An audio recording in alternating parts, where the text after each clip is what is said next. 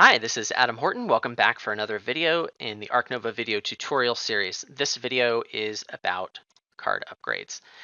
I am going to go through what each individual upgrade does for you, but I know that seems a little bit basic, but I want you to approach this with a certain point of view.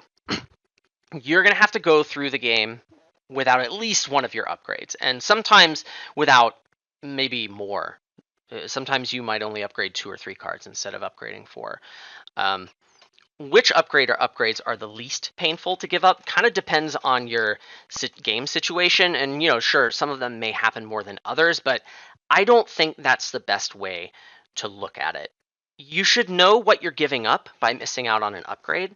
And frequently, if that doesn't seem that bad, it may be worth it to just not bother getting the upgrade, especially especially because a lot of your upgrades come from taking association actions, and if you can just back conservation projects instead of taking partner zoos to get a card upgrade, that's going to serve you better than, oh, I got to make sure I upgrade cards because I upgrade cards in every game. Well, maybe you just skip that and maybe you can just win the game before it matters, right?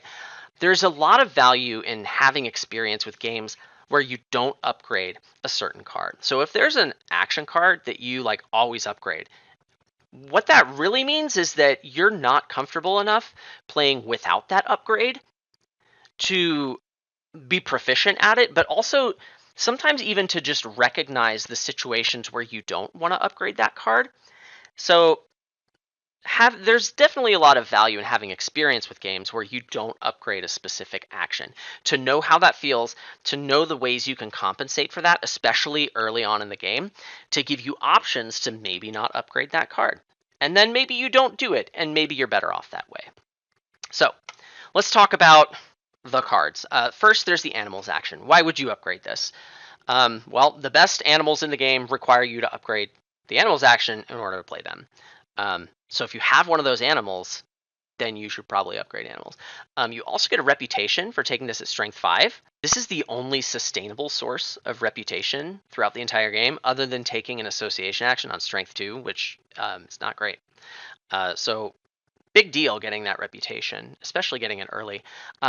Another thing is you can play 2 animals at strength 3, and this ends up mattering a lot. It is kind of a pain to take the animals action at 5 every single time you want to play 2 animals.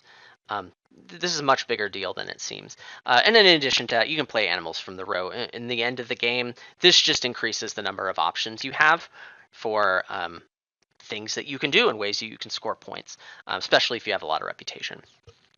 What do you give up by skipping animals? I'm not going to say this about any of the other ones. I feel like upgrading animals is the closest thing there is to a mandatory card upgrade there is.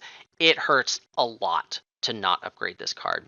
I think I've played 13 to 1500 games of Arc Nova, and maybe 3 times can I say that I've felt good about not upgrading animals. This can be viable if you have an endgame animal or 2 that doesn't require the upgrade. You also have to be okay waiting longer for your worker at 8 reputation, so maybe you got it some other way. And it will be awkward playing 2 animals in 1 action. So you definitely don't want to be taking animals at 5 just to play 1 animal. Frequently, you might delay taking the action in order to make sure you can play more than 1 animal with that action. But yeah, it's a big pain to not upgrade animals. So this is the one that I think I can recommend you almost never skip. Let's talk about build.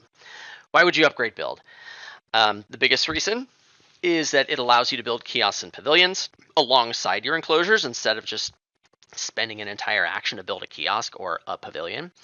This can get you significant extra income over the course of the game, and money is what you need to score points.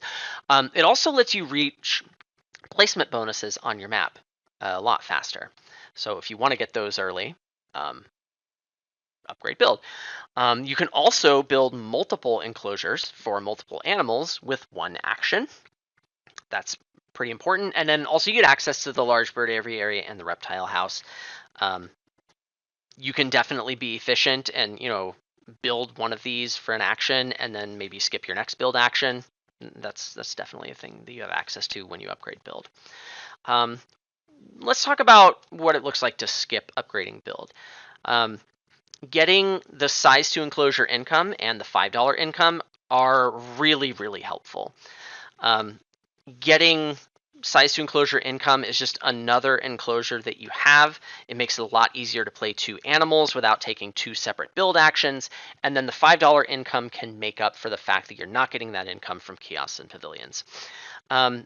It can be really good to play 1 or 2 early cards that give you the posturing ability that just let you put kiosks and pavilions on your map without taking a build action. That can go a long way towards getting you that income that you're missing out on. Also, the Map Park Restaurant just gives you 5 income for just like covering some spots on your map, which is solid. Ice cream parlors gives you some kiosks just for covering spots on your map. These are very good tools for helping you deal with it.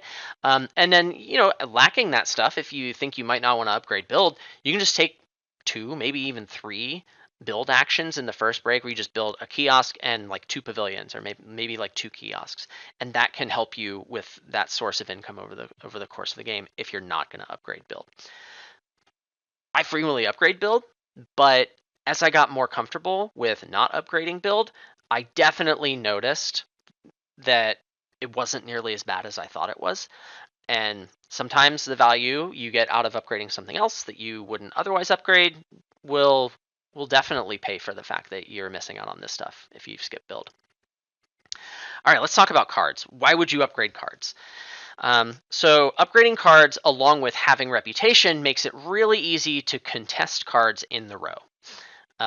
This is really important in a 2-player game because when you get a really good card in the row, it means your opponent is also not getting it. It's really important. If you go over 9 reputation, you get really fantastic bonuses, like every single reputation you get. If you have the favorite zoo endgame card, you really should be upgrading cards. It feels pretty bad to not do it. What can you do if you want to skip upgrading the card's action? Well, taking the snapping income really helps. But it can be frequently good to not upgrade cards if it seems obvious early on that like, oh, I'm probably not going to go over 9 reputation anyway. So let me just take snapping income and just not upgrade cards and upgrade some other stuff. The card's action not upgraded on strength 5, if you use that to just snap a card, that hurts a lot more.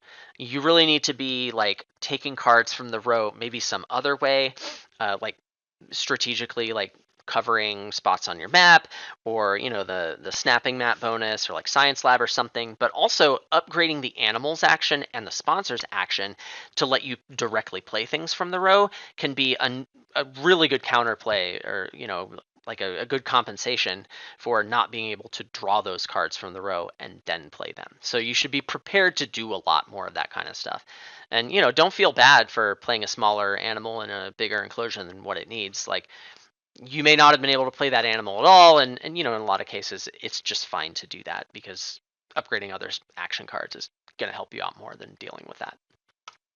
Let's talk about association. Why would you upgrade the association action?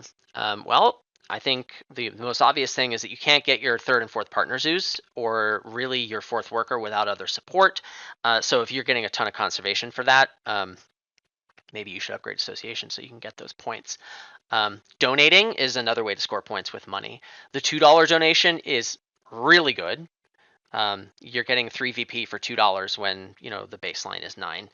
The $5 donate is definitely above the curve, but that's in big quotation marks. It is not nearly as good as it seems. Usually donation is more relevant in the late game when you have extra money.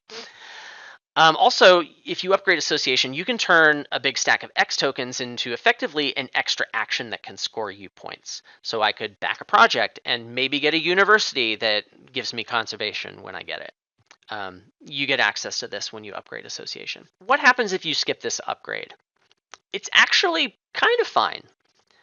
And that surprised me. And I really didn't know that was the case until I just started not doing it, and it really didn't feel all that bad. You are limited to having 2 partner zoos, So you kind of need to be a little more selective about which ones you take. Maybe you have like 2 continent-based projects and you're just taking those. Sure, go ahead. But like if you don't know which one you're going to need, I would recommend not taking that partner zoo until you either need the upgrade really badly or you have an animal in mind that you need the partner zoo in order to play. It is hard to get your 4th worker without some other support. However, we're going to talk about this specific situation a little bit more in the video about your 2 CP worker. And really, your 4th worker has limited value unless it's going to give you 2 CP for getting it. Having 4 workers is just not quite as important. You also give up some endgame points for donating. That is another thing that you give up by not upgrading Association. There, I said it. All right, let's talk about the sponsors action. Why would you upgrade this? Well, the best sponsors in the game require the card upgrade in order to play them. There's definitely some really good sponsors, and if you draw one, you might upgrade just to be able to play that card. Getting $10 for taking 5 coffees is a significant amount of money. Money's pretty great. You can also play sponsors from the row, and then similar to Association, you can turn a stack of X tokens into effectively an extra action by playing multiple sponsors in a turn. I will say on Hollywood Hills, the fact that your sponsors can get discounted makes this a lot better. And I would say if you're playing Hollywood Hills and you're not upgrading sponsors, that should feel pretty bad. It's really solid to upgrade on a Hollywood Hills, and you definitely just need to plan for that from the start of the game. Skipping the sponsors upgrade is relatively common. I would say it's the one I skip most out of all of them because you give up the least for it, especially if you don't draw any of these 3 sponsors. Science Lab, Talented Communicator, and Explorer are extremely good, but other sponsors that require the upgrade, I don't know that I would upgrade the card just to be able to play those. Maybe some other reason on top of them, but yeah, it's really these 3 cards that you want to play, and if you didn't draw them, well, maybe you don't need to upgrade sponsors. So let's talk about like the order that you want to upgrade cards in. It is definitely the case that some upgrades are better in the early game than they are later on. And before I go into it, I just want to say that I deviate from this order in a majority of my games, but as a baseline, we can talk about it. I would upgrade build first, then animals, then cards, then association, and then I don't upgrade sponsors. If I do want to upgrade sponsors, then I want to do it early, either first or second, like before or after build. And in that case, I'm giving up the association upgrade to do it. If you can get by without upgrading your build action early, if it's like 3rd or 4th break and you haven't really needed it because you've had other stuff going on, the build upgrade gets easier and easier to skip as the game goes on. And also, just a tactical note, if you have 4 reputation and you're looking at a card upgrade, you probably want to upgrade animals because you're going to get your 5th rep for taking that action, and then you just get another upgrade. So you kind of get it for free in a sense. So that's just something to look out for. All right, that's all I have to say about card upgrades. Thanks for watching, and I'll see you in the next video.